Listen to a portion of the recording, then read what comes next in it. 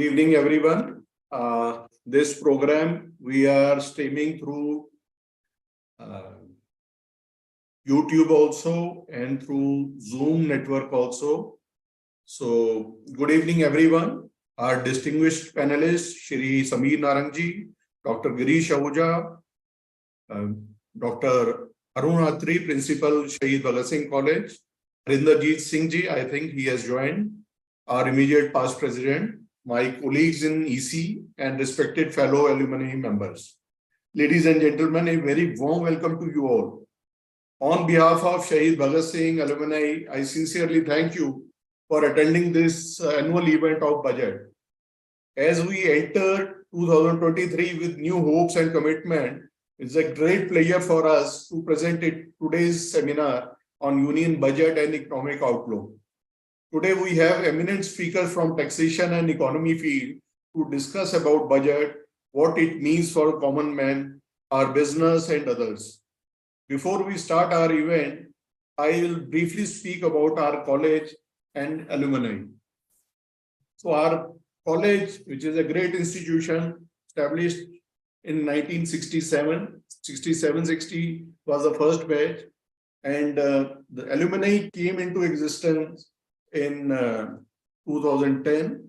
So we are 12-year-old alumni. SBSCA, we call it Basic Colon also, unites and furthers the interest of alumni by fostering and assisting their realization of ideas of the college in order to stimulate and encourage loyalty towards the institution. It provides financial assistance to needy educational students for the education and serves as a sounding board for the college leadership and supporting appropriate university-sponsored alumni activities. Alumni strives to bridge the gap between college and esteemed alumni community. The association serves as a platform for alumni social, professional, and academic exchanges. Our alumni aims to be a connection between students and the alumni of our college.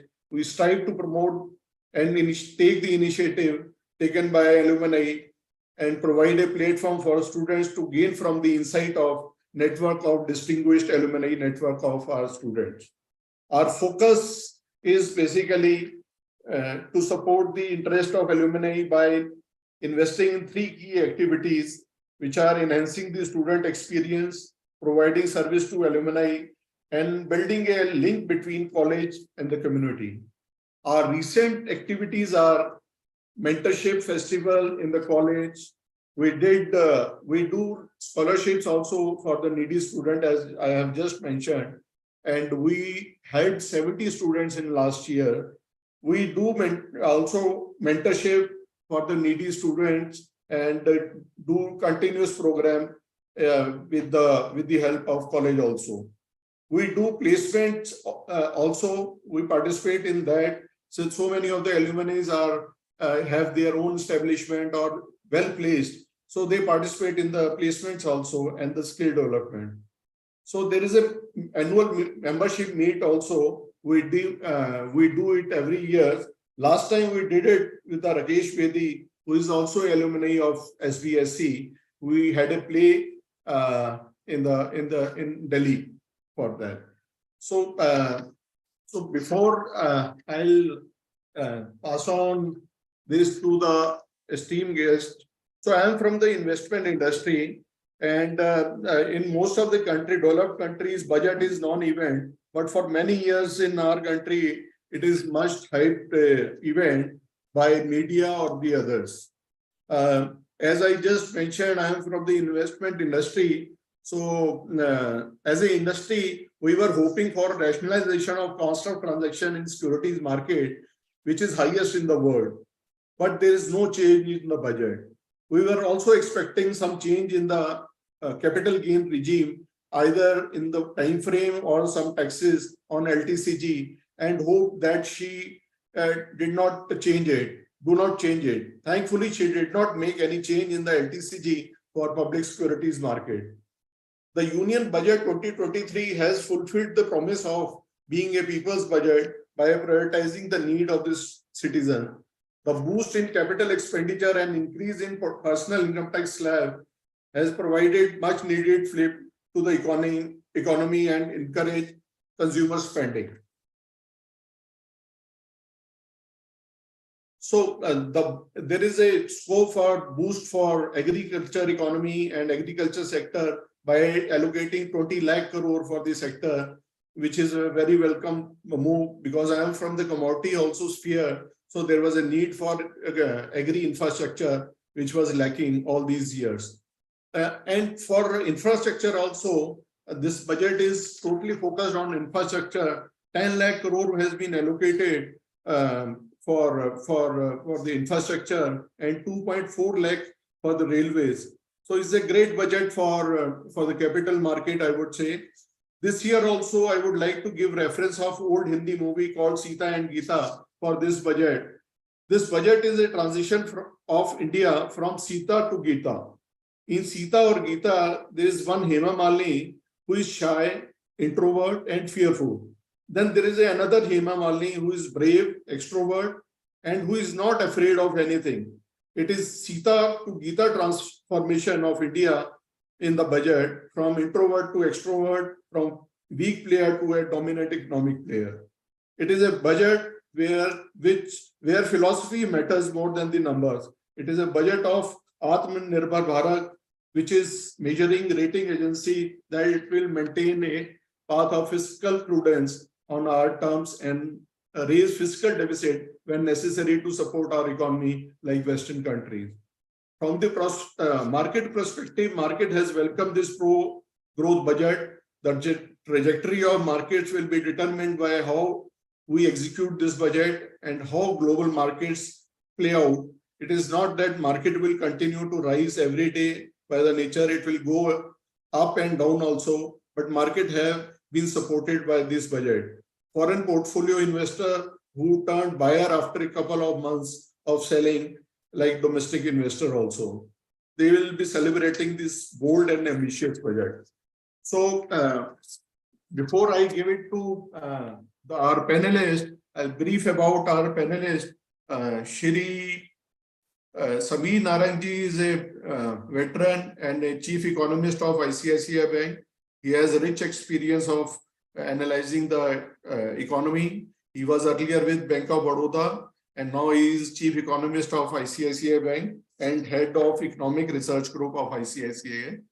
He is again, Ms. Diodar is there. She is a senior economist of ICICI Bank with the rich experience of analyzing the economy. We have Dr. Girisha also with us, who I consider my mentor and mentor for many CAs and professionals.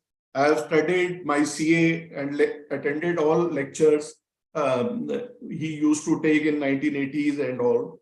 So I have attended all your classes in CA days. We are doing this event with you annually on budget day. I must say it is with the same energy. I'm not the mentor. He happens to be my son-in-law. Let me tell you. Mentor. Your mentor also, sir. So once he becomes son-in-law, I will have to take care of him every day. You know, let me tell you. So I must say you have the same energy as it used to be 37 years back also. So without wasting time, I'll hand it over to Mr. Sameer Narang to give us a brief about what is given in budget, what is the economy saying, and what it means for us. Over to you, Mr. Sameer Narang. Thank you, sir. Thank you for the warm introduction. And first of all, a very warm welcome to all the guests who have taken out time today to join us. Thank you for the introduction. I think you laid out the narrative of the budget really well. What I would do, sir, is that I'll give some brief opening remarks, and then Anagha from our team, she's a very able economist. She'll probably take over from there and take us through a much more detailed deep dive in the budget. So I would say that from a slightly longer term view, if you do take on the budget, I would say that the finance minister, when she opened her remarks, she said that we are laying out the foundation for the next 25 years, as she called it, as the Amrit Kal. I would say that this budget, in terms of laying out that foundation, it has actually done a commendable job. The foundation is very strong. Directionally, when we were thinking about the budget, we thought that the government would increase the capex by approximately 25% and take, or 20 odd percent, and take it to 9 lakh crore. But the actual number is 10 lakh crore, and it just hits the it just tells you that the emphasis on improving potential growth of India and improving the prosperity or quality of life of people is the underlying or overarching emphasis in the budget. Not only for capex, higher allocation has also been kept for education, for health, for providing basic tap water to people of the country, which they've been deprived of for the last so many years and decades. I think by the time next year hits us, most of the people in this country will have perhaps tap water access to as much extent as possible within the vicinity or within the a pakka house. The government has also delivered 3.5 crore pakka houses over the last few years, and that effort continues with very high allocation even next year. Apart from that, as you spoke about, sir, on the Atmanirbhar Bharat, there is a lot of emphasis that has been laid out on that as well. Anaga will take us through some of the initiatives, be it through custom duty tweaks or through higher allocation for incentives through PLI and other taxation changes which make it more attractive to do business in this country. Apart from that, sir, what we have seen is that the budget has also moved or unshackled a few the new tax regime which has been laid out is actually unshackled itself from what has been happening in the country for a very long time, in which we've been padding returns through taxation benefits, and even low return products actually do very well in the market. Now what will happen is that actually people will invest according to different areas where they get return, and the risk reward will be more commensurate going forward than it has been. And a number of people perhaps at the higher end of the tax regime and the lower end of the tax regime will move towards the new income tax regime because it has been incentivized accordingly.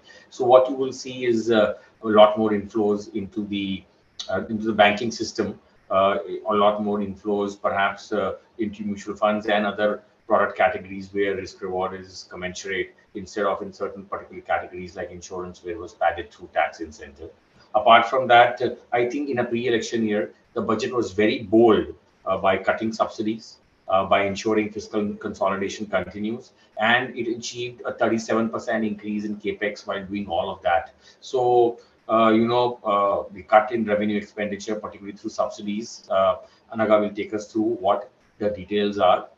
But it just tells you that in a pre-election year, the government has cut allocation for subsidies and reduced its allocation for Manrega because it expects the economy to pick up. So I think that's a very bold statement as you enter the election year, and it just tells you the confidence of the government and different ministers and the ministries in navigating India through the next few years. And more importantly, I also feel that it lays down the path for fiscal consolidation going forward, and that ensures that the interest rate trajectory at the long end should not be very high. I think with that, I will restrict my opening remarks and let Anaga take over. She'll just take us through the budget in detail. Thank you so much, sir. Thank you for the opportunity. Thank you. Thank you, sir. Thank you. So over to Ms. Deodar.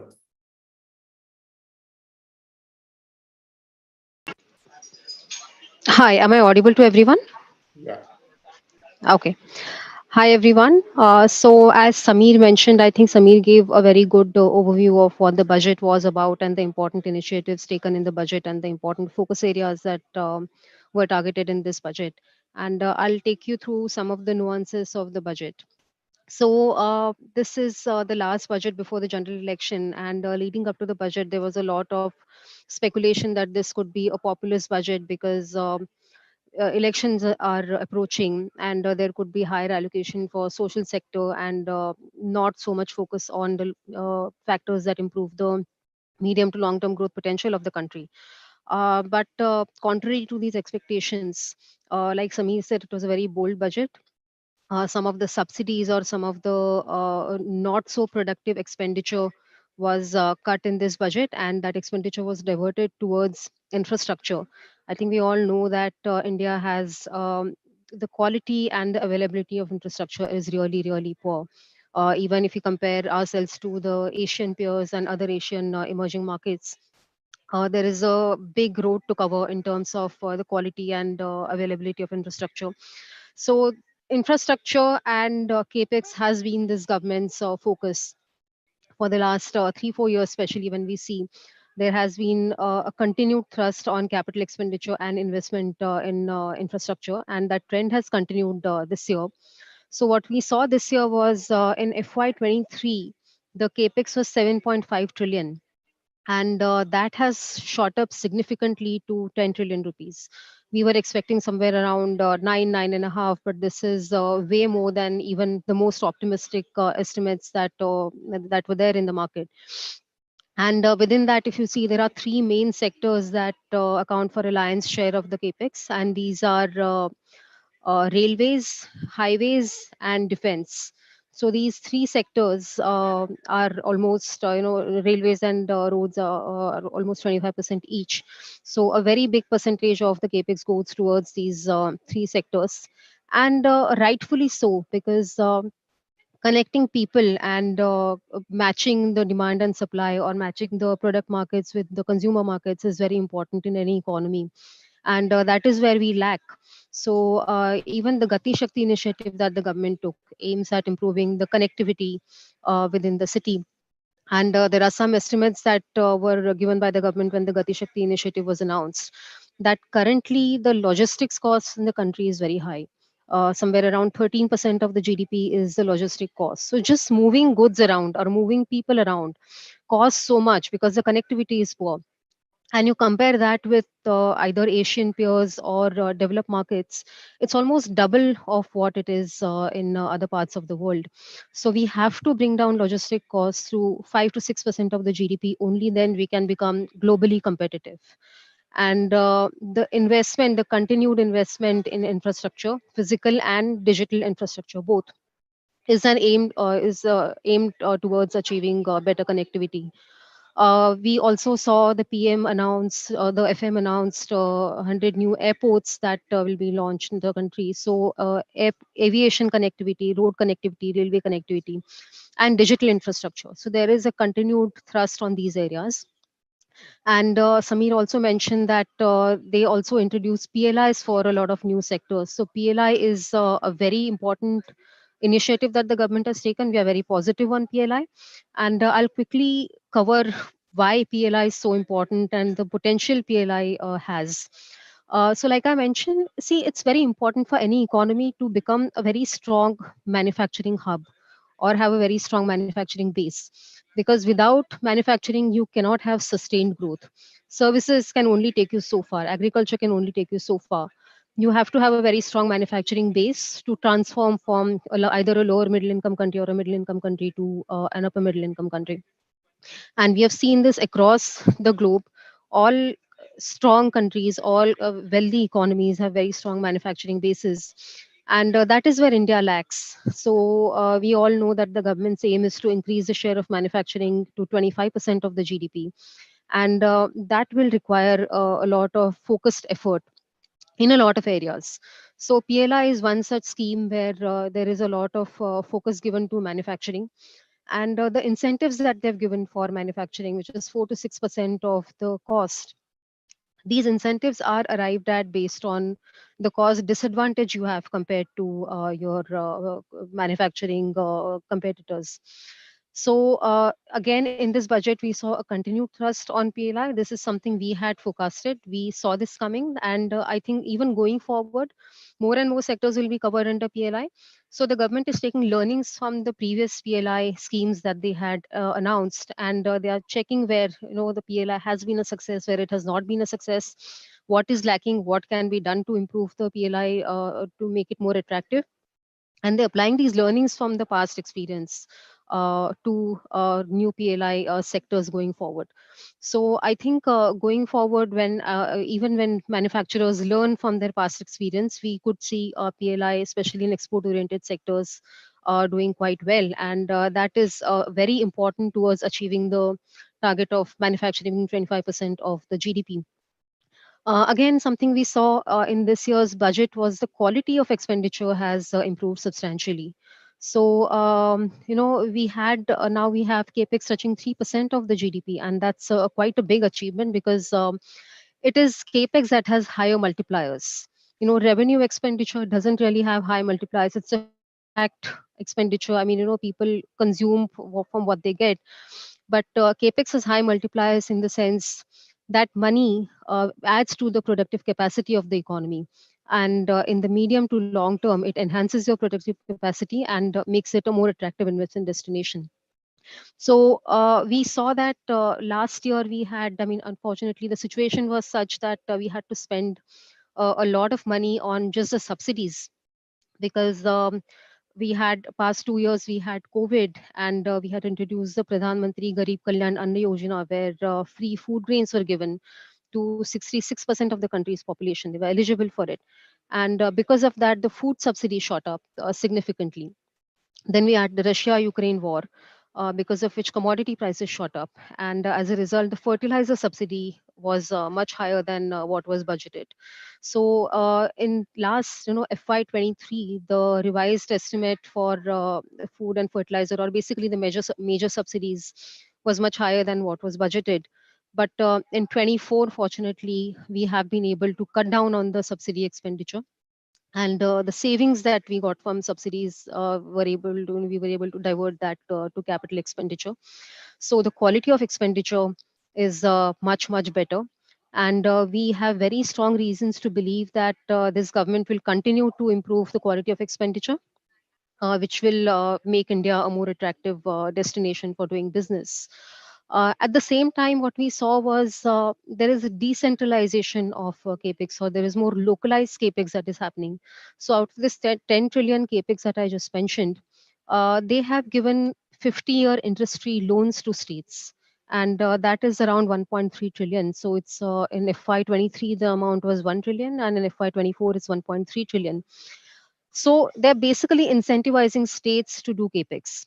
And that is one more reason for that is states know the projects, they know what is required in their particular. It's localized knowledge. It's very critical knowledge that center sometimes may not have. And states, if they are able to spend that money on priority areas in their states, that again has a very good multiplier and a very good linkages to growth. So in FY23, unfortunately, the states were not able to utilize all of the amount that was allocated to them. But again, the center is hopeful that going forward, as states learn from their past experience and as they get used to receiving this money from center, they will be able to spend more in the upcoming years. Another very important feature of this budget that I want to highlight is the credibility of the numbers. So when we get the tax revenue growth, or the corporate tax growth, or the income tax growth, a lot of these numbers, sometimes the government, we have seen cases where the revenue number was overestimated. And at the end of the year, the government was not able to get that much revenue, and it had impact on the fiscal deficit number. But if you look at all the numbers that were published this year, whether it be a nominal GDP growth rate or the tax growth rate, the forecast, all of them are very credible numbers. So the number for nominal GDP growth rate that they've assumed for FY24 is 10.5. And that's, I think, if you're assuming real growth, I mean, the estimates vary, but most of the economists are expecting real growth of somewhere around 6%. And if you have a CPI of somewhere around 5.5% and WPI of somewhere around, between 4 to 4.5%, that does give you a nominal GDP growth rate of somewhere, between 10.5 to 11. So I think the nominal GDP growth rate that they've assumed in the budget is very credible. It's achievable.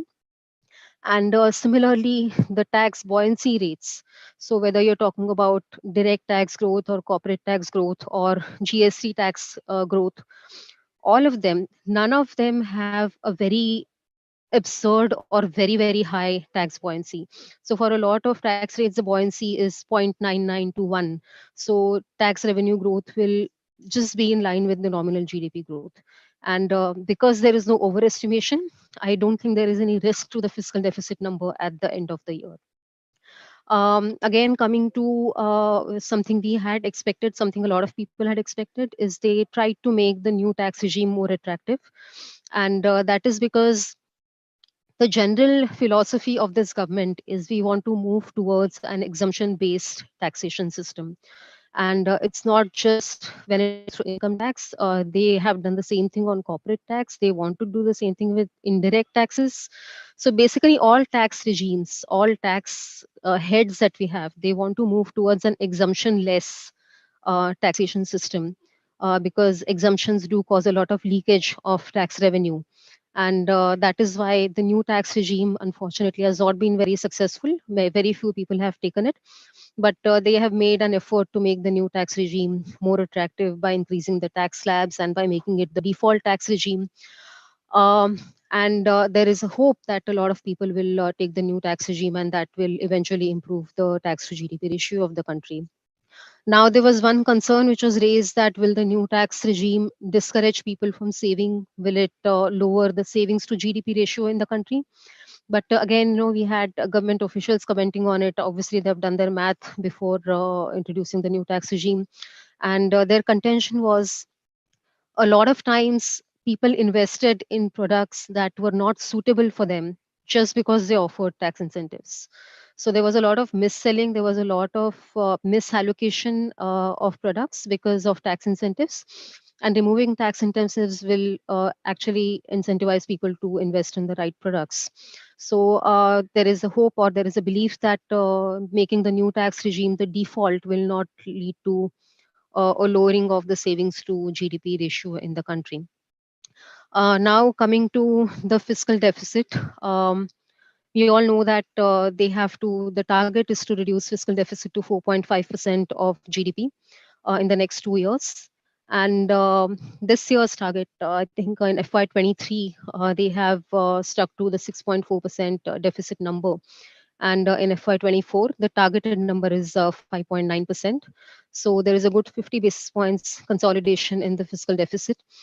And I think that is quite achievable, because all the numbers they have assumed are quite rational. They look quite credible. So a deficit of 5.9% is quite achievable, easily achievable in my opinion. But in the next 2 years after that, if you want to achieve a deficit target of 4.5%, that will mean a consolidation of 70 bips every year. And that may not be particularly easy, because expenditure, they have cut down expenditure to the bare minimum. They have cut it as much as they could. So any consolidation effort going forward will have to be driven by a higher revenue mobilization and higher growth. So these are the two things the government will have to keep in mind, that they have to make concerted effort towards improving the tax to GDP ratio, the revenue mobilization, either through disinvestments or non-tax revenue, and also increasing the tax base. And they'll have to focus on achieving a high growth rate. Only then this target of 4.5%, the glide path of 4.5% is achievable over the next 2 years. So I'll stop here. I think I've covered the main highlights of the budget. If there are any particular areas that you want me to focus on, you can let me know. Thank you, Sameerji. Thank you, Anega, for the wonderful analysis of the budget and the economy. Our format is, the flow is like this. We have our Dinesh Madanji, secretary of our association. He is going to ask you a few questions which are posed by the audiences. And Dr. Puram Sharma is there.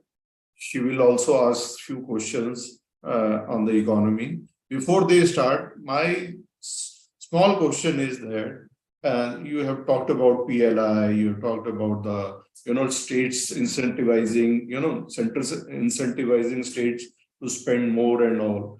So all these years are, all central banks over the world are fighting, struggling with the inflation numbers and all, and they are resorting to the interest rate regime and all. We have seen 25 basis points today also by the governor, by RBI, and the growth trajectory and the inflation trajectory to 4.5% going forward in 2024.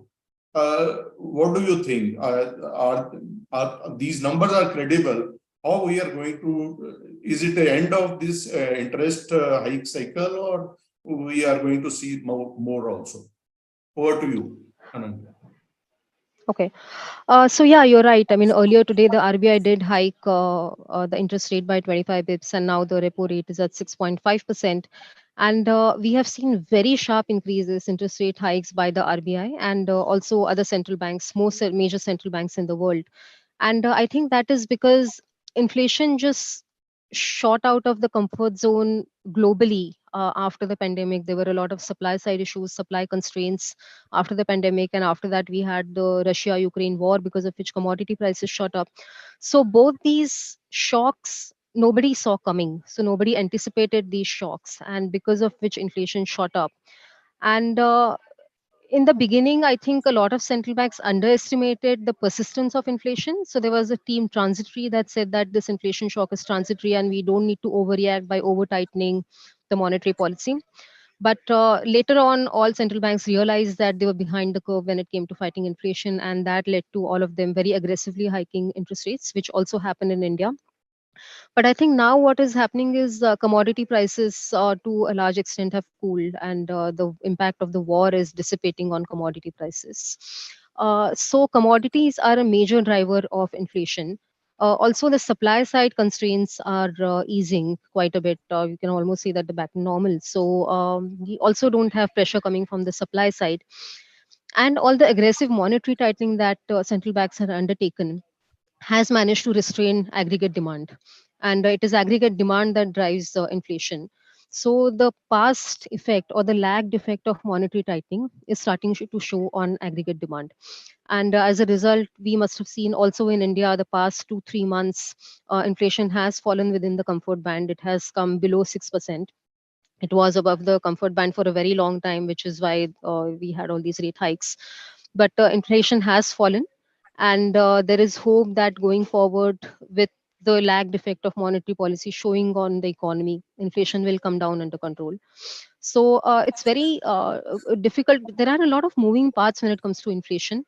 So it's very difficult to say whether is this the last interest rate hike or how many hikes do we see. But I do believe that we have neared the end of the tightening. Thank you. Thank you. I now hand over to our Secretary Dinesh Madanji, our EC member, to take up a few questions. Over to you, Dinesh. Yeah. Thank you, first of all, Ms. Theodore, for this excellent talk that you have given. It has been very educating and very informative. Thank you for that. So my question is, we all know that, after the slowdown of COVID, the Indian economy has shown a K-shaped recovery, which normally people say it is K-shaped. Now, do you think this trend will continue? Is it good? And, does the budget address to, kind of change this trend somewhere, make it more even that way? So what will be the consequences if this trend continues also? Right. So you're absolutely right. There was a K-shaped recovery after the pandemic, and that is mainly because the organized sector was not as badly impacted as the unorganized sector during and after COVID. Even when it comes to access to credit, access to a lot of the facilities that were there, the organized sector had better access. The organized sector, because of also formalization and their access to technology, somehow sailed the COVID crisis in a relatively better condition than the unorganized sector. The unorganized sector really suffered a lot during COVID. And as a result, we did see a K-shaped recovery. But if you look at the government initiatives or even the RBI initiatives that were taken during COVID, they did everything they could to support the unorganized sector. So whether it is, you can talk about the credit guarantee schemes that were given, the special support that was given to the MSMEs. I mean, even in one of the stimulus tranches, we also had support given to street vendors. Some of the state governments also gave support to auto drivers. There was like I mentioned, there was a free food grain scheme. So a lot of people who didn't have access to formal channels of credit, or who didn't have access to a lot of these what unorganized sector had, the government did take care of them. There was interest subvention, and there was dispensation of a certain EMI schemes and all. So the unorganized sector was well taken care of. Now, what is happening is, you obviously cannot have sustained growth when only one part of the economy is growing and the other part is languishing. You have to have all sectors of the economy doing well. Only then the entire economy will do well, because organized sector is ultimately not the entire economy, it's a small part of the economy. So even from the consumption side, for consumption to pick up substantially, you have to have the unorganized sector doing well, otherwise consumption will not pick up. So it's important. The government also realizes that the unorganized sector needs to do well and the growth needs to pick up. And I think budget is just one event. Even outside the budget, there has been a lot of support that's being given to the unorganized sector. And what we saw in the budget was, like I said, there were some social sector schemes. So there was the Pradhan Mantri Awas Yojana, the housing scheme that was given a good amount of support. We also have Manrega, although the allocation was Manrega was not increased, but we have to understand that Manrega is a demand-based scheme. So if the rural economy doesn't do well, if there is demand for Manrega, the government will provide support to all those workers who seek work under Manrega. The PM Kisan, which is an unconditional transfer to the farmers, that is another way of supporting the rural economy or the unorganized sector economy. So I think outside budget, in budget, there has been good support that's been given to the unorganized sector. So I hopefully, we'll have that sector also picking up in the near future. Thank you. Thank you very much for this reply. I appreciate you. it. I think we have Poonam ji among us, and Dr. Poonam is a professor in Bhagat Singh College, and she's also our EC member. So I would request her to, she has some question. I think she will like to. Poonam ji, unmute yourself, please. Poonam ji, are you there?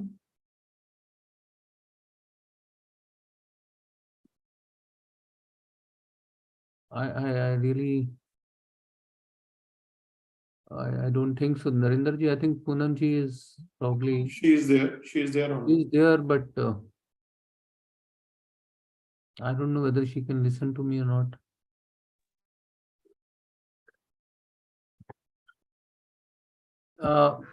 In the meanwhile, I will ask another question, which in fact, I think, as we discussed, Poonam ji was also eager for this question.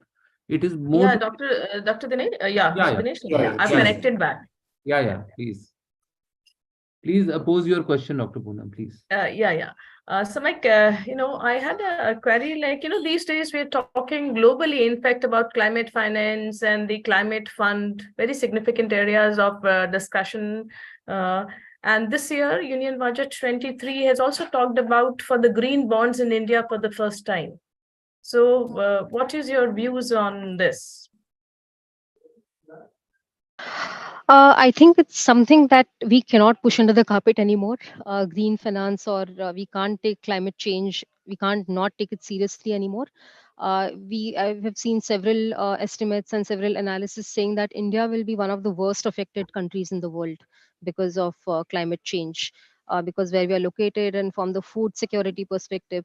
So we also had some weather related events. Indian agriculture is so dependent on weather that 1 year of bad monsoon or too much rainfall can have a very big impact on the food production and food security in the country, and as a consequence of it, inflation in the country. So it is something we have to take very seriously. We did have the first green bond issue recently, 8,000 crores, if I'm not mistaken, that was the number.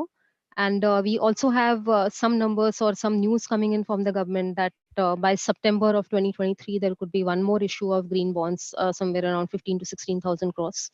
So every year, increasingly, we'll see, and the green bond issue was quite well received. is what I hear from the traders. So where we know where they're going to invest in green energy and the transition. So that issue was very well received by the market, and now they're going to double the amount in FY23, in H1 of FY23, in fact. So later in FY24. So later in the financial year, we could see more green bond issuances, and I am sure they will be well received. So we could see green bonds becoming a permanent feature or a recurring feature of the budget in the coming years. Thank you. Thank you. Gurunji, you have any other question on the economy? No, thank you so much.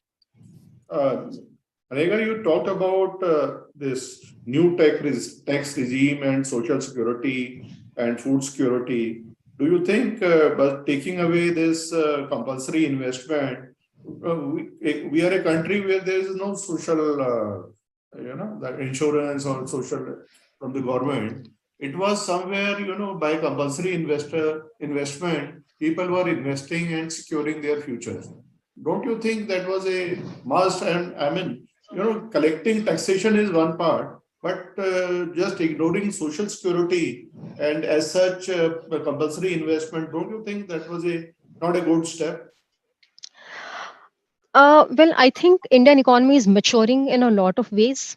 So when you're giving tax incentives on saving products, you're basically directing people towards those certain products. And you're saying if you invest in these product ABC, you'll get tax incentives. And even if those products are not good for people, even if they didn't cater to their needs, they still invested in them because they were getting tax benefit. Now, what you're saying is you don't have to invest in any particular product. I'm not going to incentivize or disincentivize any particular product. I'm, in fact, giving you more money in your hands, and you choose where you want to invest. You choose how you want to invest this money based on your needs. And I think that's a sign of a maturing economy, because it's not mandatory. It's not, I would say, forced or incentivized because of tax rebate. So we also saw that a lot of young people. This, I think, concern has been around for a very long time. When the new tax regime was introduced, there was this concern that will disincentivize savings. But we had the revenue secretary recently, and he commented in an interview saying the tax incentive linked products account for a very small percentage of household financial savings. So that shows that this fear is unsubstantiated. I don't think there is any basis for this fear. Those who do want to invest in their securing their futures, they will. And we are discounting physical savings. So there is savings in real estate or gold. That there is no tax incentive. I mean, that was taken away. So those savings are still continued. It's only the financial products that we're talking about. And like I said, the tax incentive based savings are not a very big part of household savings. So I don't think this fear has any merit. And coming to the social security or old age security, one very, I think, risky thing that states are doing currently is resorting to the old pension scheme. Many have already gone back, and many have promised to go back if they won the elections. And I think that's a very scary trend, because the old pension scheme is unfunded. And when the current people start retiring from FY34 onwards, the entire pension burden will fall on the state governments, and it is really unsustainable. So that is something, educating the electorate is important when it comes to choosing between OPS and NPS. Yeah, correctly said. So Dinesh, you have any more questions, or we are done? Okay. So thank you again, Sameer ji, Agna, and for your deliberation. I hope you will stay back. I now invite my colleague in EC, CA Rajan Gupta ji, to moderate the next session on direct taxes. Over to you, Rajan ji. Dr. Girish Ahuja, who is our next speaker, needs no introduction. For chartered accountants and commerce students, Dr. Girish Ahuja is a well-known figure and is revered as the tax practitioner's guru. He did his graduation and post-graduation from Shri Ram College of Commerce, Delhi, and was a position holder. He was awarded a PhD degree by FMS Delhi University. He is a fellow of Institute of Chartered Accountants of India and was a rank holder of both intermediate and final examinations of the institute. He had been nominated by the Government of India as the member of the task force for redrafting the Income Tax Act and new tax law. He is also on the board as independent director of many listed companies like SBI, Patanjali, Varun Beverages, and has a vast and rich experience in the field of finance and taxation. Dr. Ahuja is the author of various books on direct taxation, and he has addressed more than 5,000 seminars organized by the Institute of Chartered Accountants of India, Company Secretary, and ICWI and Chambers of Commerce. I am pleased to pass over to Dr. Girisha Ahuja. Good evening to each and everyone. President of the Bhagat Singh Students, old student, what you call Alumni Association or Boys Association, whatever is that. Mr. C.A. Narendra Badwaji, Madam Poonam Sharma ji, she's on their Bhagat Singh College, of course. Dinesh Madan ji, Rajan Gupta ji, of course, chartered accountant, and the two economists you just heard, Anagya and of course Sameer ji. I don't know whether Professor Atri is there or not, the principal here at the moment, but even if he's there, by good evening to him, ladies and gentlemen. Well, friends, let me tell you, I heard them, both of them, about economy and everything, and they are very right. Then nothing has come, to attract the public for this, because of the election approaching. But let me tell you at the same time, she mentioned about the new regime, and she also mentioned about the people have been given liberty to decide themselves what exactly they will do. First thing, let me tell you, I have nothing against the new scheme, a new regime. I was one of the architects of the new regime. It did not take place. I mean, what happened last year was different story, or another 3-4 years. People have not opted for that. One is we are in the habit of saving. And when we are in the habit of saving, we have a culture of saving, and we don't have a social security in this country to the extent it is there in Western countries. I'm not saying, let me tell you, this scheme is now better. New regime is better because on 15 lakh, one has to pay tax only 1,50,000, which is nothing, 10% average. On 9 lakh, I'm talking about small, then above that, everybody is same. 9 lakh, the tax is only 45,000, 5%. And let me tell you, the money is not coming from the poor people. The money is coming from rich people. Rich people are happy that what you call surcharge, which was raised to 37%. I know why was it raised to 37% or 25%. I remember when we were redrafting the law, they wanted to have one more slab of tax of 35%. I said, why are you doing it? From 97.5%, we have reduced to 30%, and the collection has been tremendous. There is a buoyancy. Why do you want to increase the 35%? They said, we are looking for some more money. We need it for infrastructure. We need for any other thing, but the poor people are not paying. So we will have a slab of 35%. We decided among ourselves that if it is more than 3 crore, we will go for 35%. Up to 3 crore, let it be 30% maximum marginal rate. The budget was under print, let me tell you. And it was stopped at 12 o'clock in the night, saying that please hold on. What happened? When you increase the tax rate from 30 to 35%, that 5% extra will not go to, the whole amount will not go to the central government, because we have to share income tax with the state government. 2/3 will go to the state government, or 1/3 will remain with the central government. Tax is being imposed by the central government, and central government will get only 1/3, and 2/3 will go to the state government. So they said, wait a minute.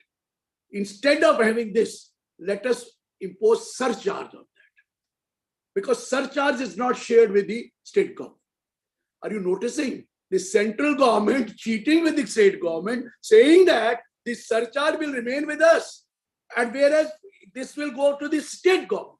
So therefore, about 2 crore, it was taken to 25%. From above 5 crore, the surcharge was 37%. Never heard in my life that the surcharge is 37%. I was very critical about it, but at the same time, I said what to do. They had to do something or the other. Then better senses prevailed to them. One, the surcharge was kept at 15% for dividend income, for capital gain under 112A for shares, and even for all long-term capital gain, the surcharge was pegged at 15%. No question of surcharge above 15%, even if you have income more than 2 crore or 5 crore is the case. Maybe the surcharge, that's why there is not a problem. Next, this time they said if you go to a new regime, the highest surcharge rate will be 25%. It will not be 37%. मुझे कोई problem नहीं है इस new regime, लेकिन मैं नहीं जाऊंगा. ये अनज्ञा जी कहेंगे ये आप क्यों नहीं जाएंगे? Ma'am, I have to work out which is beneficial to me. There is a beneficial to me is because I get one extra amount, that is author. 80 QQB, I get a deduction of 3 lakh. 3 lakh amount is 90,000 tax I save in addition to 80C 1,50,000, 80D 50,000, 80 TTB being a senior citizen 50,000 for interest. I have not taken a loan, but think of a salaried employee, and particularly dishonored salary employee. They all claim HRA. I'm talking about dishonored salaried employee. They are giving bogus receipts and claiming the benefit of HRA exemption. They are not understanding that they now have a link that if you pay to the landlord, bogus if at all, he will be caught also because you have to give the PAN number. And if he says, I have not received it, this man is going to have a tough problem. This is for salaried employee because HRA exemption will not be there. Even LTC exemption will not be there. Better sense has prevailed. They have given that we'll give you standard deduction. We'll give you standard deduction. It's not a problem. But if he has borrowed money for his own house, he is getting in the old regime a deduction up to rupees 2 lakh. That also will not be available if he has to go to new regime. Everyone will have to work out every year whether it is beneficial to go to old regime or it is beneficial to remain here. You don't have to take any decision if you are in the new regime because by default, you will be here. If you forget to file, you are by default here. If you don't file before the due date of return, by default, you will be in new scheme. Let me tell you, more than 70% will go to the new scheme automatically. They will forget to apply or they will not apply. He says, "Chodo, ab kya karna hai?"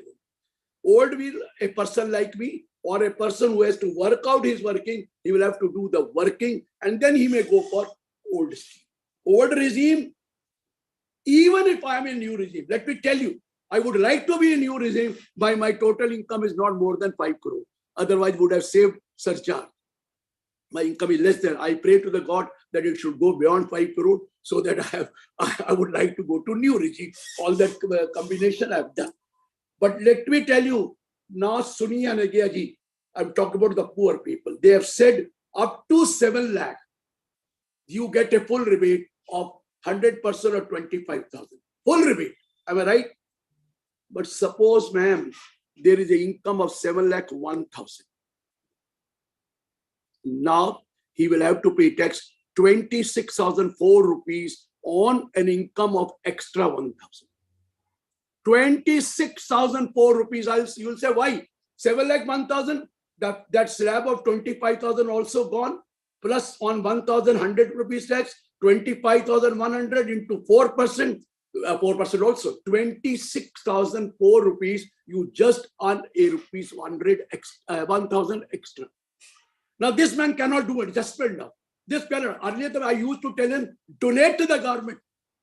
He said, take away. I want to donate, give donation under 80G. भगवान भी खुश होगा, government भी खुश होगी और आपका 7 लाख का 10,000 भी डोनेशन दे लेंगे तो साथ ही रहेंगे. 5 था ना पहले. अब तो वो डोनेशन में नहीं दे सकता because he doesn't get deduction. He cannot make any adjustment. वो मर गया बेचारा. Narendra ji, 7,10,000. He has to pay tax on 7,25,000 on 10 to on 10, 26,000 plus 4%. He will pay tax on that. And my dear, that gentleman has earned only extra 10,000. Now you want them to cheat?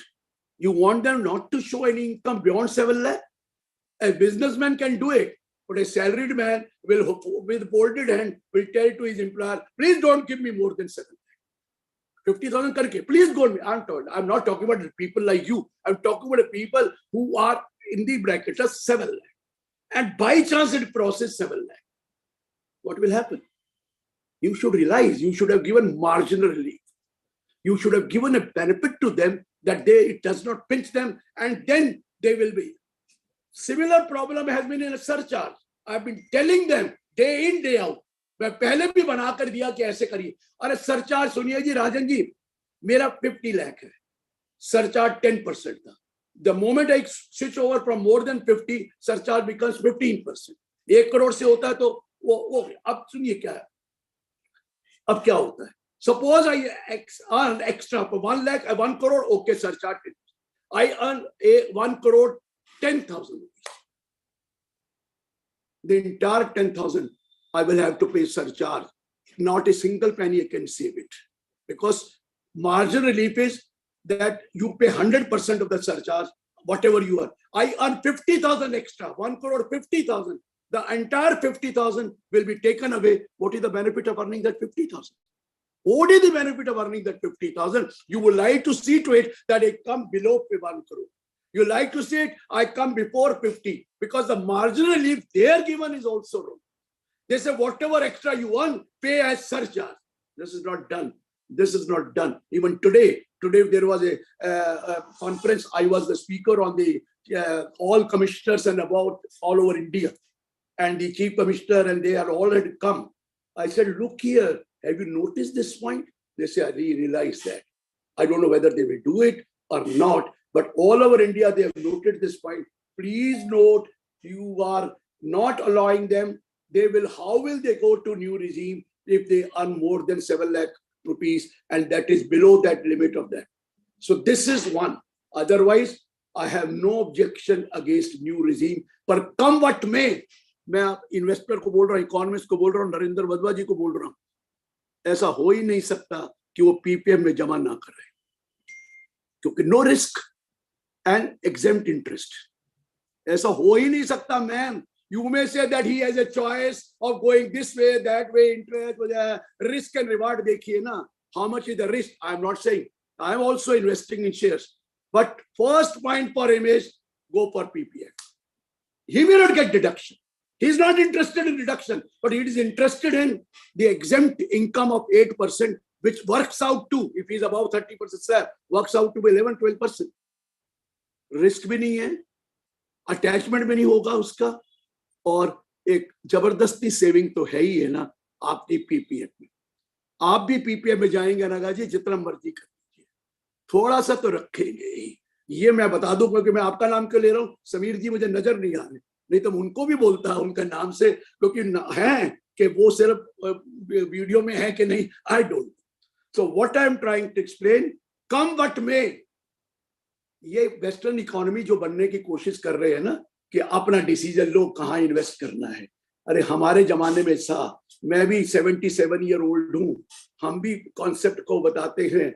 Ma'am, बच्चों के लिए हमने जान मार दी है, हम पैसे जमा करते हैं, इसलिए करते हैं, कल उनकी शादी करनी है, कल कुछ और प्रॉब्लम है, कल इवेंचुअलिटी हो जाती है तो तक. और आप क्या कहेंगे, हम 80D वो नहीं कराएंगे, मेडिकल तो हम कराएंगे, बेनिफिट मिले या ना मिले 80D का. Even if I go to new scheme, two things are not going to be there. क्या? एक PPF. Rajan ji, am I right or wrong? Will you deposit in PPF or not? Come what way, you will deposit in PPF. Because I get a very exempt income in PPF. And besides that, very safe investment. And second is, I'm telling you, everybody has to go for medical insurance. You cannot stop that. Because itni महंगी हो गई है medical, you would not like to take the risk and then spread. ये एक और चीज है तो बाकी कौन सा इंसेंटिव हम लेते थे? चलिए आपने हमें माफ कर दिया, लेकिन वो पैसा, ये तो चाहते हैं कि वो पैसा आपके पास आया, खर्च कीजिए, मौज कीजिए, और यहाँ जोड़ करना है तो जोड़िए। वेस्टर्न कंट्री में तो यही है ना, वो 18 साल के बाद बच्चे को निकाल देते हैं, क्या तू जो करना कर ले। लेकिन यहाँ तो हम बच्चों को ऐसे गोल रखते हैं, इवन वो चढ़ा हो जाता है, वो खुद बात अलग है, वो हमें छोड़ के चला जाता है। क्योंकि आजकल के son is a turn till he gets a wife, daughter means daughter throughout her life. आजकल का जमाना बदल गया है मैम, पहला जमाना कुछ और था। हम तो सैंडविच सोसाइटी के पैदा हुए, हम अपने माँ बाप से भी डरते थे और अपने बच्चों से भी डरते हैं। और कह दो आप, अगर आप, मेरे को नहीं पता यू आर मैरिड और नॉट, आप कोई ऐसा बता दे जो अपने बच्चों से नहीं डरता। Anybody who can tell me that he is not afraid of his children, can anybody raise a hand and say? तो क्या लाइफ है? We work so hard for our children and now it is western countries. अरे आपको क्या पता? अरे हमने तेरे को पैदा किया, हमें कुछ नहीं पता, हमें सब कुछ पता है। वो सोचते हैं हम बड़े इंटेलिजेंट हो गए। सर ऐसा नहीं है, हमारे माँ बाप पढ़े लिखे नहीं थे, फिर भी हम उनकी सेवा करते थे और करते हैं जिनके अभी हैं। लेकिन ये समझते हैं बाप तो हमारा ऐसा ही है, इनको क्या पता? अरे तुम आज पैदा हुए और पढ़ लिख गए तो क्या हुआ? हम नहीं पढ़े लिखे क्या? ये नरेंद्र जी नहीं चार्टर्ड अकाउंटेंट है क्या? आप नहीं तो जो भी कह रहा हूं, सो मेरे को तो बहुत फीलिंग होती है। पर ये डॉटर इज ए डॉटर, मैंने कहा थ्रू आउट लाइफ। लेकिन ये भी बता दूं, डॉटर को भी काम नहीं है, क्योंकि वो माँ बाप को तो जरूर पूछती है। मैं कहता हूँ कभी उनको भी पूछ लिया करो जिसके साथ रहते हो। मैं तो कहता हूँ तुम कभी उनको भी पूछ लिया करो किसके साथ रहते हो, उनके साथ नहीं बनती। So my point is sir, you have to be socially secure. मैं अब अपने लिए बचाऊं, बच्चों के लिए हो गया जमाना। मुझे पता है कि I must have money for me और for my wife till I am alive. मुझे मांगना नहीं है। पहले तो माँ बाप को हम पूछते हैं, अब जमाना बदल गया। तो इसलिए सेविंग कर लेना। मैं बता रहा हूं प्लीज, मैं कह नहीं कर रहा इन्वेस्ट ना करो शेयर में, मैं ये नहीं कर रहा मुझे नहीं कमाया शेयर में। मैं एक बात बता दूं, ये सेफ्टी वाले इन्वेस्टमेंट जरूर करनी पड़ेंगे, चाहे वो पीपीएफ हो और एक वो आपके पास वो सीनियर सिटीजन स्कीम हो। कुछ तो रिस्क एंड रिवार्ड वाले मत रखो ना, कुछ तो सीधा सीधा रखोगे तो ही फायदा होगा, और नहीं तो मुश्किल पड़ जाएगी। हमें देना सीखा है, हम किसी से मांग नहीं सकते, ये मैं आपको बता दूं। हम किसी से मांग नहीं सकते। अगर मुझे कहोगे मांगे, नहीं मांगेंगे। इसीलिए मैं कह रहा हूं वक्त को नजाकत से चलिए।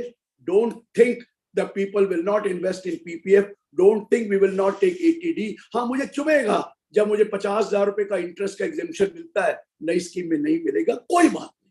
आई am ready to go for new scheme and I am advising you. वैसे तो ये ओल्ड स्कीम बंद करने जा रहे थे, they were going to shut it down. I had to put my foot down and tell them please don't do it, you will have difficulty because the elections are approaching. Let them continue. हाँ, जिसने जाना है उसको opt करना पड़ेगा, or whoever wants to go for an old scheme, he will have to opt for it. Otherwise, you are by default in the new scheme. So मुझे new scheme से कोई फर्क नहीं पड़ता। लेकिन जरा सुनिए, अब एक चीज बताने जा रहा हूं। ये अमीरों के पीछे पड़ गए। 15,000 people have left India. All those rich people left India because they are afraid of ED, they are afraid of CBI, they are afraid of what you call Benami law, and they are also afraid of search and seizure. ये search भी कर देते हैं, और search में tax लगता है 138% अगर आप सरेंडर ना करें। 78 plus 30%. If you surrender, 78 plus 30%. If you don't surrender, 78 plus 60% penalty. Life hell कर दी गई. People are shifting to other countries. I'm telling you. और अब देखिए क्या हुआ नरेंद्र जी, आप 2-3 पॉइंट नोट कर लेना क्या हुआ. I had given them, they said we are doing very good thing, we are plugging all loopholes. I had given them, let me tell you one thing, sir. We have a law, we had a law change हो गया that employers' contribution to recognized provident fund at one time was 12% per annum exempt. It was exempt up to 12% of salary it was exempt. मैंने उनको बोला आजकल CFO, CEO, they are taking a salary of 3 crore, 4 crore, 5 crore, 2 crore, whatever maybe. Let me take an example of 3 crore. He says to his employer, please contribute, cost to employer, 12% of my salary to my recognized provident fund. 12% means 36 lakh per year. No tax on that income. Then that amount of 36 lakhs will also earn interest, which is also exempt. And when the person retires, he will get crores of rupees without paying a single penny tax. And this was happening. And I am unfortunately told that this is happening. And immediately they said, 1961 onwards, this is happening. And immediately they said, now we have put a restriction, 12% of salary subject to maximum of 7,50,000 the employer can contribute. If he contributes more than 7,50,000, it was cost to the employer. You can ask him to do this way. Now, extra amount is taxable. Extra amount is taxable. Now they have got a hint from there. The second attack on us. Suppose I am getting a lot of salary, or I am getting salary. I used to do one thing. I used to invest in the recognized provident fund. Let me take my contribution 5 lakh in the recognized fund, 10 lakh in the recognized provident fund because I have a lot of money. What was the interest of then 5 lakh, 10 lakh? Not ATC 1,50,000. The interest was whatever I deposit in a recognized provident fund, interest on that will be fully exempt. And I get a good interest. Instead of keeping in a FDR, I'll keep it in a recognized provident fund and the entire interest will be exempt. And finally, they plugged that loophole also. They have said maximum contribution to recognized provident fund is now limited to 2,50,000. And if you contribute more than 2,50,000 in any year, then at the time of receiving back the money, the amount of interest over the contribution of 2,50,000 will become taxable. ये भी एक loophole पकड़ लिया. Third last 2 साल पहले किया. नरेंद्र जी आपके वही है क्या? What was unit linked insurance policy? People were investing in a unit linked insurance, any amount. The purpose was not insurance basically. The purpose was when we get back the money, it will be entire amount will be exempt, including the bonus which you get on that. उसने कहा ये भी बहुत अमीर आदमी करते हैं, unit linked insurance policy में लगा रहे हैं. अरे अल्टीमेटली पैसा तो यूनिट में लग रहा था, अल्टीमेटली तो एडवांटेज मिल रही थी, तो क्या हुआ? इन्वेस्टमेंट तो हो रही थी, उसमें भी रिस्ट्रिक्शन लगा दी 2,50,000. पर्पस क्या था? पर्पस ये है कि आपको उसके ऊपर कैपिटल गेन टैक्स देना पड़ेगा 2,50,000 से ऊपर. अब क्या किया है? लाइफ इंश्योरेंस पॉलिसी कराते हैं. Purpose of life insurance policy is not only life insurance, क्योंकि डिडक्शन तो 1.5 लाख क्यों मिलनी थी? किस पर्पस से कराते थे? 2. एक तो रिस्क, भाई unfortunately I die, my family should get the lot of money. और सेकंड था इन्वेस्टमेंट, कि आप एलएलसी में 10 लाख दे दिया, 20 लाख दे दिया as a life insurance policy. जब पैसा वापस मिलेगा including interest and bonus, it will become exempt. It will be exempt. Am I right, sir? मैं 2 करोड़ की पॉलिसी करा लूं, 4 करोड़ की करा लूं, 5 करोड़ की करा लूं, जितना भी प्रीमियम देता था मुझे 1 करोड़ था, मेरे को पैसे मेरे लग गए. पर्पस सिर्फ लाइफ इंश्योरेंस नहीं था, पर्पस ये bonus when we get back it will be fully exempt. Now they have put a restriction. What was the money? Where was the money going into the life insurance when it was going? Ultimately, it was invested in the share market by the LIC or other. So you were ultimately investing them, and if at all I get the money back after a certain period of time, how does it matter if it is exempt? लेकिन वो भी छोड़ कर दिया. कितना? Not more than 5 lakh. Not more than 5 lakh. अगर करेंगे तो हम आप तो रिच आदमी कहेंगे करना क्या है हमें, आप इंश्योरेंस करा लेंगे. इंश्योरेंस अगर वो जो पे बैक की कराएंगे ना तो 50 लाख से ऊपर की हो नहीं सकती, क्योंकि 10 year 10% you can maximum give. तो 5 lakh per year 50 lakh. हाँ वो कहते हैं लंबी करा लो 2 करोड़ की पॉलिसी 20 साल करा लो 50 साल. सर मेरा पर्पस 20-50 साल तक वो नहीं था. मेरा पर्पस था मैं बच्चों के लिए सब कुछ करता रहूं, अपने लिए वापस आएगा तो कुछ हो जाएगा। वो बस एक ही एडवांटेज है sir Narendra ji, that if you go for a whole life policy, then at whatever premium you paid, no problem, because and if the nominee of the person receives that money, it is fully exempt, but that will be after the death. मेरे death के बाद मिलेगा तो बच्चों को मिलेगा, मुझे क्या मिलेगा?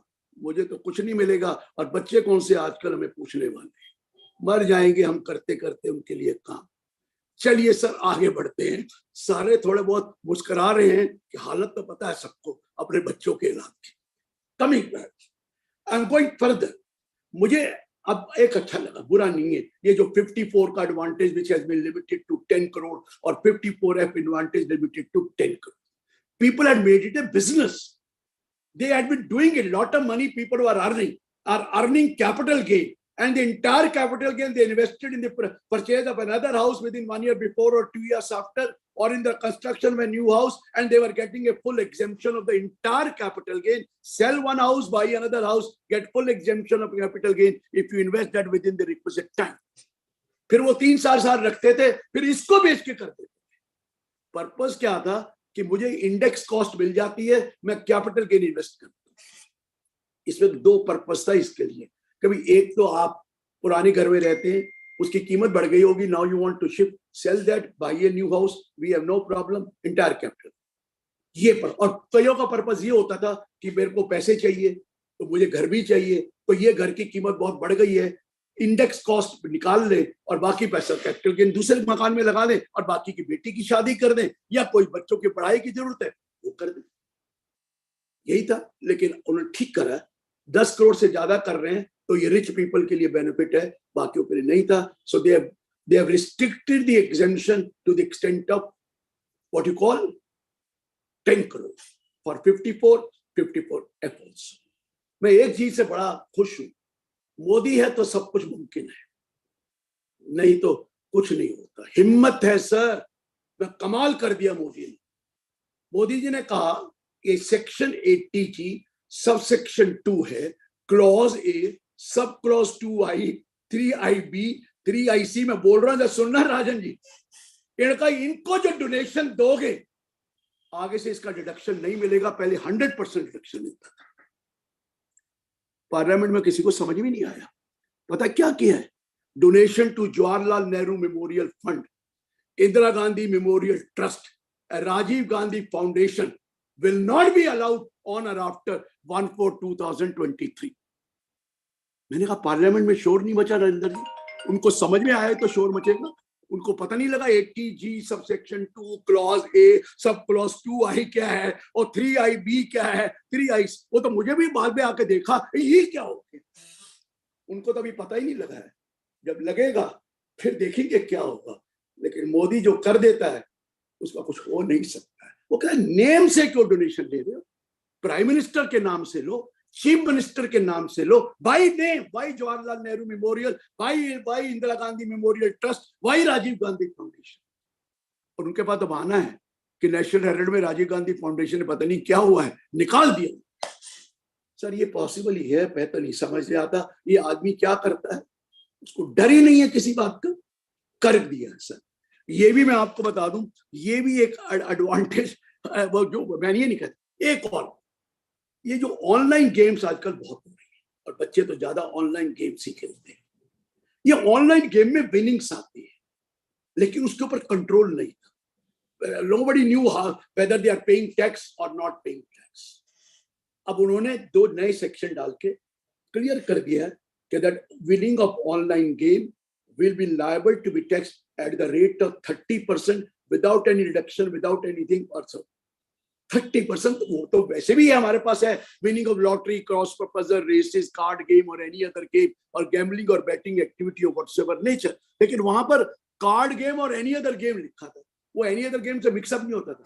Now you win on online game, आपका सेपरेट TDS कटेगा under 194BA. Person responsible for making payment of the online game will be under an obligation to deduct tax at the rate of 30% and no threshold limit. 10 रुपए भी देगा तो आपको काटना पड़ेगा, तो वो चेक हो जाएगा, वो चेक हो जाएगा जो आपको ये बताया। मेरे पास टाइम कितना है नरेंद्र जी? मैं वो वाले पॉइंट दे रहा हूँ जो आपके मतलब के हैं, लेकिन फिर भी आपको भी तो देखना है टाइम का प्रोग्राम। हाँ जी, We have 15-20 minutes. अच्छा कोई बात। आगे से सबसे गलत काम जो किया है, you know, we have a LRS, liberalized remittance scheme. You all know a resident can send $250,000 to any part of the world. There is absolutely no problem. मुझे भी पता है crores of rupees have been sent abroad. And when they saw the history, Narendra ji, let me tell you, I was there at the 70% persons who had sent the money abroad, they have never filed a return of income. 70%.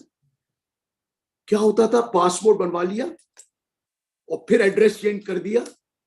उसमें जब पैसा जाता था तो pan number नहीं होता था, मांगा ही नहीं जाता था, पासपोर्ट नंबर वो वगैरह दिया और उसके बाद पैसा भेज दिया। मनी लॉन्ड्रिंग हो गई, पैसा चला गया, लेकिन उन्होंने तो रिटर्न ही नहीं भरी और ये टैक्स कहां से दिया ही नहीं है कि कौन सी मनी ये जा रही है। This was happening. 70% लोगों को नोटिस दिए गए, नरेंद्र जी 80% उसमें से एड्रेस ही रॉन्ग थे, बिकॉज ऑफ दे शिफ्टेड। तो गवर्नमेंट ने सोचा this is wrong, let us have a control on that, and very rightly done. I am not denying that fact. Tax collected at source, they said that if you want to send money abroad, the person who is going to send the money on your behalf, authorized bank, will collect tax from you. We call it as tax collected at source, and you can take the benefit of tax when you file a return. But at this time, they will collect the tax from you. Smarendra, your son wants to go abroad for study. You send money, do it, but he will collect the tax at the rate of 5% of the amount you are going to send for your children abroad for study. 5%. लेकिन लोगों ने इतना शोर मचाया कि पढ़ाई के लिए भेज रहे हैं और 5% होगा। पहले तो 40 लाख मेरे को देना जो मुसीबत पड़ रहा है कि कहीं लोन लेके लूं क्या लूं, और उसके ऊपर 5% टैक्स भी दे दूं। तो इन्होंने कहा if you have borrowed the money from schedule banks वगैरह, तो हम टीसीएस का रेट 0.5% कर देंगे, only 0.5%. Purpose of 0.5% was that there is a track that whatever money you are sending abroad for your children, it is a white money, it is not money laundering or something like that. 0.5%. 5% for education if it is more than 7 lakh, otherwise. Package tour, they said 5%. And any other case, 5%. ये पुराना था, अब पहले दो तो change नहीं किए, लेकिन package tour that rate of TCS has been raised to 20%. मुझे उसमें भी क्या है, घूमने गए हैं तो 20% दे जाएगा, पहले देना पड़ेगा लेकिन बाद में मिल जाएगा। सपोज 3 लाख का पैकेज टूर है तो 60,000 तो पहले उसको टीसीएस देना है, तो टोटल 360 हो जाएगा, but that 60,000 will get back the money when he files the return. ठीक है जी। एनी अदर केस, पहले 5% होता था Narendra ji, about 7 lakh, now it has been raised to 20%. अरे मैंने अपनी बेटी को पैसा बाहर बेचना है, बेटी है, पैसा मैंने सारी उम्र में यहाँ तो नहीं रखना, देना तो है, मैं उसको गिफ्ट देना चाहता हूँ। गिफ्ट पूरी माफ है, कोई टैक्स नहीं लगना उसको, वहां की जरूरत नहीं लगा रहा मेरी तरफ से जो जा रही है। लेकिन अगर मैंने उसको 1 करोड़ की गिफ्ट देनी है तो पहले 20 लाख रुपया वो टीसीएस मेरा कलेक्ट कर देंगे, और वो 20 लाख का मैं मांगूंगा रिटर्न में वापस। अरे भैया मैं तो उसको दे रहा हूं, आप 20 लाख के कहां से आ गए, मामा बन गए, एक पैसा टैक्स नहीं लगना और पैसे पहले जमा करा दो। अरे आपने मुझे कंट्रोल करना है तो करो। 0.5% 4% लगा लो, ये 20% लगाकर मेरे पैसे आपने ब्लॉक कर लिए। अरे मैंने गिफ्ट दी है, इंडिया लॉ के हिसाब से दी है और वो एग्जेम्प्ट है, उसको टैक्स नहीं लगना है, और फिर आप 20% मेरे से लिए जा रहे हैं। What kind of a thing is this? पहले 5 लेते थे, आई डोंट माइंड कि ठीक है कंट्रोल रखना है, ठीक है। वो कहते हैं जी ऐसे लोग होंगे ना जो ऐसे भेज रहे हैं, तो चलो हमें 20 आया, ना रिटर्न भरे ना भरे। ये कौन सा लॉ हुआ? चोरों को पकड़ने के लिए हमें भी मारोगे? वो गलत कर रहे हैं, हम तो ऑफिशियल पैसा भेज रहे हैं. And if I am sending the money or may be for my maintenance of anybody who is abroad, not for this, maybe I am going to get donation or something. 20% तो बहुत rate. आज मेरी बात हुई, कहते इसको जरूर consider करेंगे. अरे कंसीडर क्या करेंगे? 5 नहीं रखेंगे, 10 रखेंगे. चलो कुछ तो रिलीफ देंगे. ये तो मेरी आज बहुत बातें हुई हैं. तो मैं आज उसमें हूँ गर्मा गर्मी में कि ये क्या कर रहे हैं, क्या लॉ बनाते हैं कि जब देखिए 20%, अरे पैसे भेज रहे हैं, जब खत्म कर दो ना, $2.5 लाख नहीं भेज सकते. वो तो LRS में आपने कर लिया क्योंकि इंटरनेशनल वो आ गया. लेकिन ये कौन सा बात? अब एक और नरेंद्र जी सुनिए, इश्यू ऑफ शेयर्स. अभी तक क्या था? If you sell the share, if you issue the share to resident, you had to sell it, you had to issue that share at market value. It cannot be. पहले होता था 10 रुपए का share, 990 रुपए प्रीमियम होता रहा. वो कलकत्ता से गंगोत्री चली थी और पूरी गंगा में फैल गई. पूरी गंगा सब जगह फैल गई. Everybody knew what used to happen. So they restricted that if you issue share more than the fair market value determined under 11 UA1, the difference between the issue price and the fair market value, if exceeds 50,000, the entire amount will be taxable in the hands of the company. कि share आपको fair market value से ऊपर नहीं निकाल सकते. मैं unlisted share की बात कर रहा हूं, in a company in which public are not substantially interested, मैं उसकी बात कर रहा हूं. अब पहले नॉन रेजिडेंट नहीं था, आपने नॉन रेजिडेंट रेजिडेंट वर्ड हटा दिया. अब नॉन रेजिडेंट को भी शेयर फेयर मार्केट वैल्यू से देने पड़ेंगे. मुझे ऑब्जेक्शन नहीं है. देखिए फैमा में लिखा है that you can issue share to non resident but not less than the fair market value, not less than. Higher में करेंगे तो हमें क्या तकलीफ है? मनी इंडिया में तो आ रहा है, आने दो ना. हायर वैल्यू पे करना है. स्टार्टअप में तो वही है. स्टार्टअप के लिए तो उन्होंने एग्जेम्पशन कर रखा है. स्टार्टअप को तो दे सकते हैं किसी भी वैल्यू पर. बट नॉर्मल केस में now when you issue share whether to a resident or to a non resident, kindly note it can not be issue for a price more than the fair market value. अगर करेंगे तो बाकी company को tax. अरे हमें पैसा आ रहा था वर्ल्ड से, बाहर से आ रहा था, करने देते, उसमें क्या है. लेकिन चलिए, ये I have no objection if they want to do that. It is all clear कि चल करो, हमारे लिए कोई फर्क नहीं पड़ता. एक स्मॉल मैन्युफैक्चरर को 2 फायदे दिए. एक माइक्रो और स्मॉल एंटरप्राइजेस और already in a difficult situation. हमारे यहाँ रूल है राजन जी, हमारे यहाँ रूल है, if I buy goods from micro or small enterprises or I take services from them, if they are registered one, I have to make the payment to them within 15 days of the supply or the bill. For 15 है. But if I want to enter into an agreement कि भाई नहीं मैं credit लूंगा, तो maximum period is 45 days. You can't say I will take it, I will give you 90 days, I will take 90 days credit. No question. As per the law, maximum 45 days. Either as per agreement 45 days, if there is no agreement 15 days. Clear है sir? ये करते. और law था, if you make the payment, delay the payment, you will have to pay interest on that. ये law है. लेकिन ये भी था, इनकम टैक्स में वो इंटरेस्ट अलाउड नहीं होता था, तो इसलिए 45 और 15 था. अभी एक और क्लॉज निकाली है 43B. उसमें लिख दिया if any sum is payable by a person to a micro or small enterprise beyond the time limit specified under section 15 of this MSME Act, Development Act 2006, that amount shall be allowed as deduction to the person only in the previous year in which it is actually paid. Due basis पे नहीं देंगे.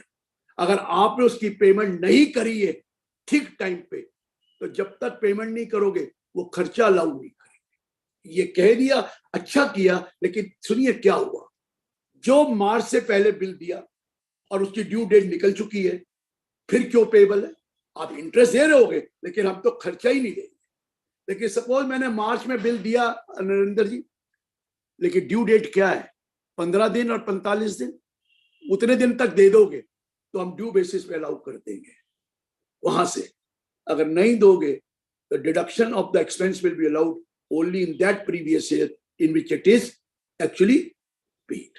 ये मैं clear कर दूं, कुछ लोगों के लिए अच्छा है, लेकिन प्रॉब्लम ये है, इवन चार्टर्ड अकाउंटेंट के लिए बहुत अच्छा है, अगर वो रजिस्टर्ड करा लेंगे अपने आप को और अपने क्लाइंट को कह देंगे भाई 31 मार्च को ड्यू है, पेमेंट कर दे, नहीं तो मिलेगा नहीं deduction till it is paid. तो वो पॉइंट है, लेकिन एक जो एडवांटेज जो था उनको भी दिया है जो 44 AD में है, जिनकी इनकम प्रेजेंटिव इनकम है 6% और 8% इफ योर टोटल टर्नओवर और gross receipt do not exceed 2 crore. है ना जी राजन जी? आप प्रेजेंटिव इनकम कर लेते हैं 6% जब डिजिटल पेमेंट आती है, 8% जब कैश में पेमेंट आती है, वो करते हैं। इन्होंने और डिजिटलाइज करने की कोशिश की है, ये कह के अगर 95% पेमेंट डिजिटली आई या अकाउंट पे चेक से आई और not more than 5% is in cash, then the turnover limit may be raised from 2 crore to 3 crore। और प्रोफेशनल्स को भी यही कहा है, 50 lakh raise to 75 lakh, presumptive income 50% अगर आप 95% पेमेंट डिजिटल है। हमारी तो पेमेंट आती डिजिटल है, अकाउंट पे ही से आती है, क्योंकि 10,000 से ऊपर की कोई पेमेंट आएगी तो उसको खर्चा नहीं मिलेगा कैश में, हमारी तो आती है। लेकिन हम तो बड़े शरीफ आदमी है, घर के मेंबर है चार्टर्ड अकाउंटेंट के, उनको तो फीस 2-2 साल बाद मिलती है, 1-1 साल बाद मिलती है। वो तो ये कहते हैं आप तो घर के आदमी हैं, आपको क्या फर्क पड़ता है, अब रजिस्टर्ड कर। लेकिन ये ड्यूटी है जो माल खरीदता है या सर्विस लेता है, to communicate small and enterprise to find out whether they are registered or not. ये आपकी ड्यूटी है। अगर रजिस्टर्ड है तो ये टाइम लिमिट है, नहीं रजिस्टर्ड है तो कोई टाइम लिमिट नहीं है। रजिस्टर्ड है लेकिन आपने कम्युनिकेट किया, उसने जवाब नहीं दिया, तो you can tell them once more, we informed you, if you don't answer we will presume you are not covered under, you are not registered under MSME act. तो ये एक थोड़ा सा बेनिफिट दिया है, I am not denying, but किसी को पता नहीं है कि ये बेनिफिट 44 ADA जो कर रहे हैं ये डिपार्टमेंट के फायदे के लिए है, आपके फायदे के लिए नहीं है। आप कहते हैं हमारे को तो कहते हैं अकाउंट्स नहीं बनाने, ऑडिट नहीं कराना, यही तो कहते हैं ना।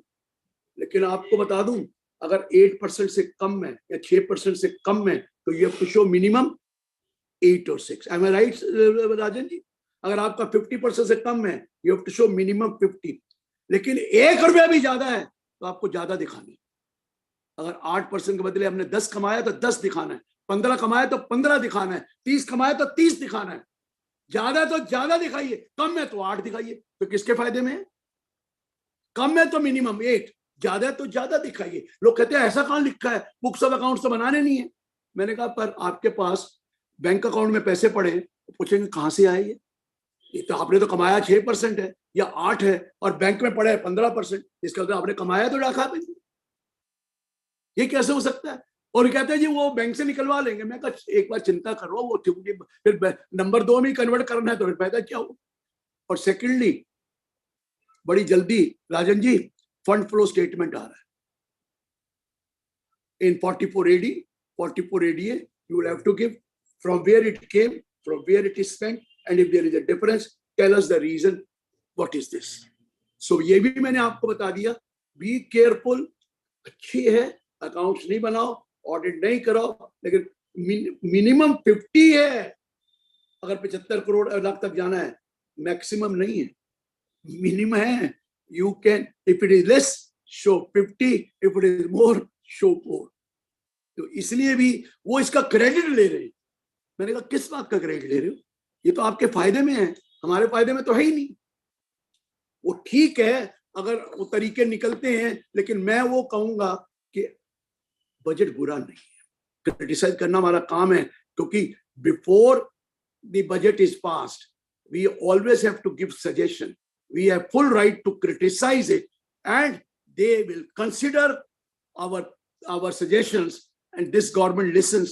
And let me tell you, some changes on our recommendation will definitely come, will be the interest of the taxpayer, and there is nothing to worry. Otherwise there is absolutely nothing wrong in the budget except few irritating things which I have told you. But otherwise everybody who is showing income is gained, if a new scheme goes, he earns 37,500 extra because of saving tax rate, tax benefit has been given more.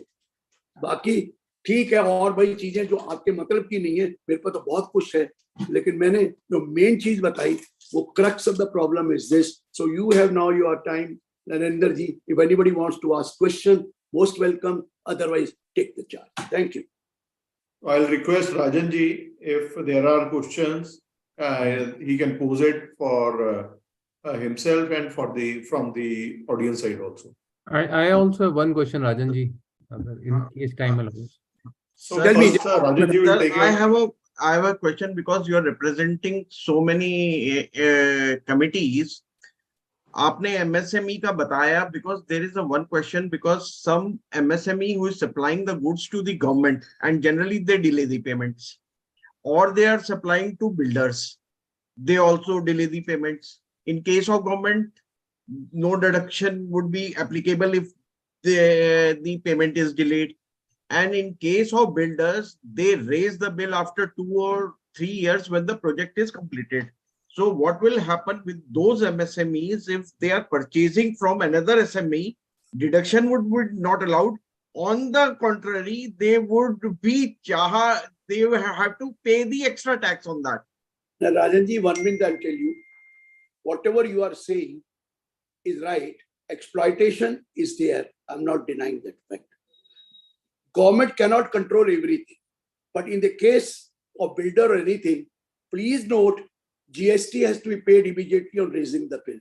Don't tell me that that bill will be raised after 4 months or so months. So it will be caught on basis of the GST, because the person will have to take a benefit of input credit for that reason. So according to me, to great extent, there will be a relief.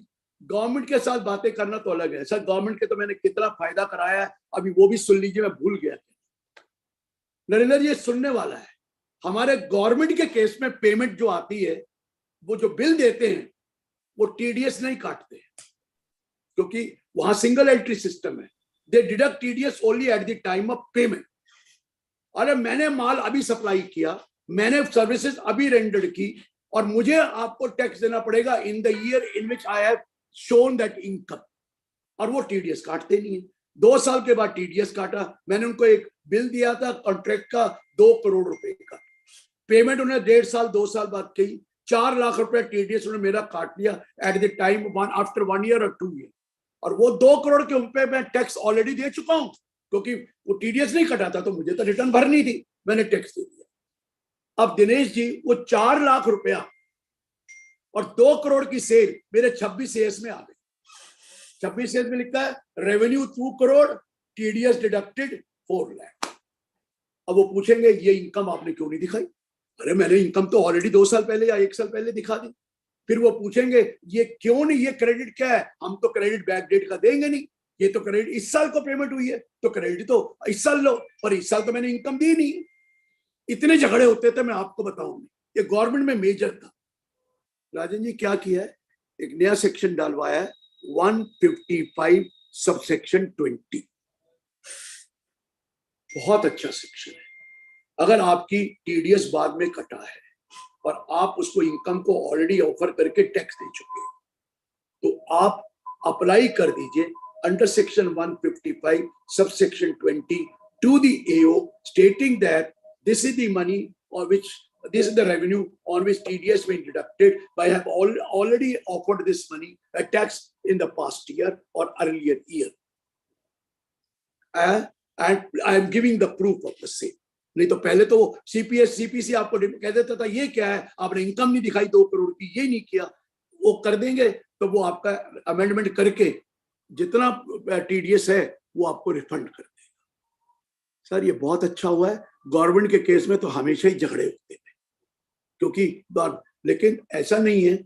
Government देखिए, default सबसे बड़ा पता कहाँ होता है TDS का? Government के यहाँ.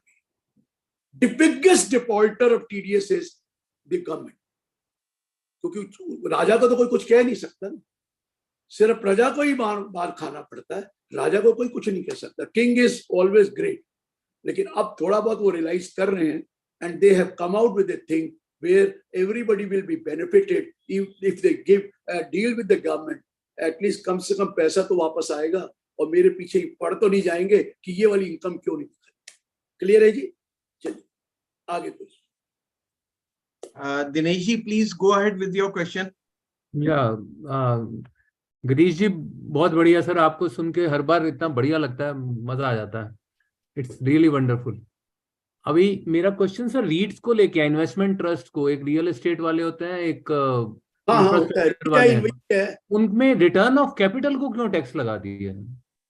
रिटर्न ऑफ कैपिटल नहीं। आपको देखिए, आपके पास 11UB है और 11U है। क्या हो रहा है कि 3 तरह की इनकम आती है। पास थ्रू एंटिटी है, पास थ्रू एंटिटी है, स्पेशल पर्पस व्हीकल का इन्वेस्टमेंट है।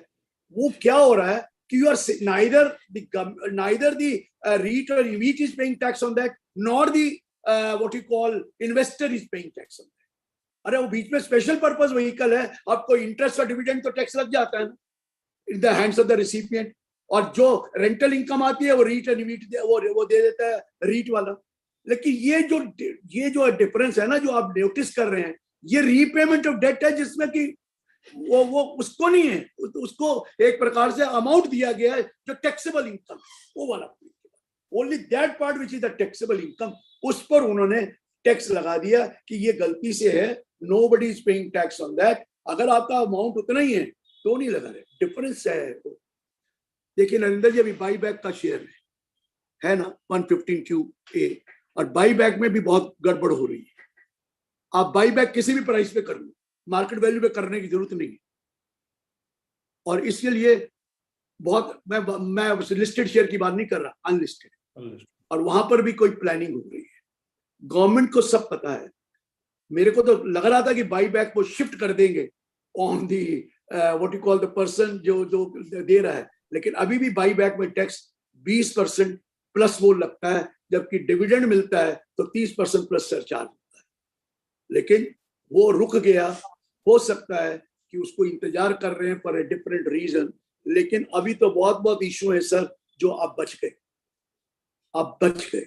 बहुत कुछ कंसीडर हो रहा था, ये तो कैपिटल गेन बिल्कुल जा रहा था। ये जो 10 करोड़ वाला कहते हैं रोल बैक करो, सिर्फ 54F वाला रखो, बाकी मत रखो। ये तो लोगों ने बड़े बड़े शेयर बेच के ना घरों में इन्वेस्ट कर दिया है कंसीडरेशन प्राइस, और कहते हैं वो बढ़ रहा है। ऐसे बहुत तो नहीं किया है, तभी 54F को लिमिट कर दिया 10 करोड़ की। ये जो भी करते हैं ना, on the basis of data which they have with them, उनके पास इंफॉर्मेशन होती है कौन लगा रहा है बड़ी बड़ी प्रॉपर्टी शेयर बेच के, और अपना पूरा का पूरा कैपिटल गेन माफ करा रहा है। बड़े बड़े शेयर, बड़े बड़े फिल्म स्टार, और पीछे है ना 20 प्रॉपर्टियां 250 कितने करोड़ की खरीदी गई है बॉम्बे में। ये सब क्या है? Sell other asset, buy residential house property, entire capital gain is except. उनको पता था ये हो रहा है। उसने 80 करोड़ का मकान लिया, उसने 55 करोड़ का मकान लिया, उसने 90 करोड़ का मकान लिया क्या? सारा कैपिटल गेन बचाया है, उसको बेचकर जो शेयर का आया था या किसी और तरीके से आया। आपके पास इंफॉर्मेशन है, and that's why they have restricted to 10 crore investment and not 50, 80, 90 crore investment. Background में बहुत कुछ है दिनेश जी, हमें पता नहीं लगता है। वो जो इंफॉर्मेशन आती है उस बेसिस पे वो लॉ बनाते हैं। इसलिए कुछ चीजें गवर्नमेंट की ठीक है, I don't deny that fact, और कुछ चीजें गलत है। मैं बता, सब कुछ आप अमीरों को टालते रहोगे, गरीबों से टैक्स ले नहीं सकते क्योंकि वोट बैंक है और देता भी कोई नहीं है। 1 करोड़ 78 लाख रिटर्न आती हैं जिसमें 1 रुपए का भी टैक्स नहीं आता, not even a single penny tax देके, सिर्फ कंट्रोल करने के लिए रखा है। तो इसलिए इकोनॉमी में सब कहते हैं, अब मोदी जी भी कहते हैं पैसा तो कमा के बड़े वाले अमीर आदमियों देते हैं, बड़े बड़े इंडस्ट्रियल्स देते हैं, बाकी कौन देता है? या एक अनफॉर्चुनेट प्राणी है सैलरी वाला, जिस बेचारे को कोई तरीका ही नहीं है बचाने का, वो बेचारा चुपचाप टैक्स दे देता है। बाकी बिजनेसमैन तो कोशिश करते हैं कि भैया जितना प्लान कर सके कर ले। लेकिन मैं आपको सबको कहता हूँ, gone are the days where you want to do hanky panky things, kindly pay tax and enjoy life. kindly pay tax. Do not go for all these rotten things. They have more information about you than you have about yourself. They have complete tons of information is coming to them from foreign countries also, from here also. They know what are you doing.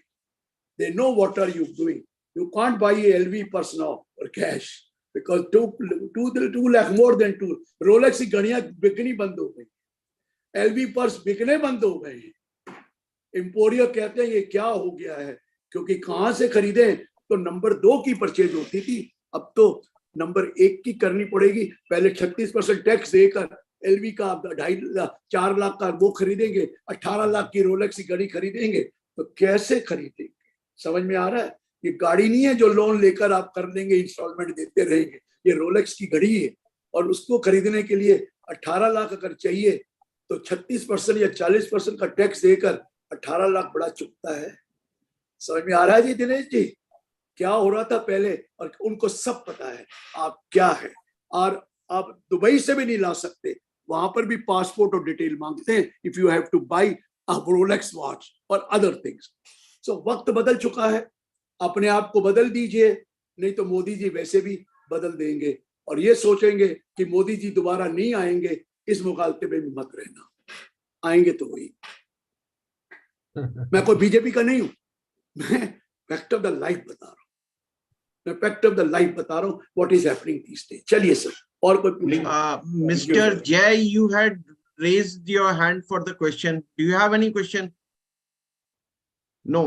Sir, No, I sir. have a No, Sir, sir. I have a Actually, I was praising Mr. Girish by clapping the hands. okay.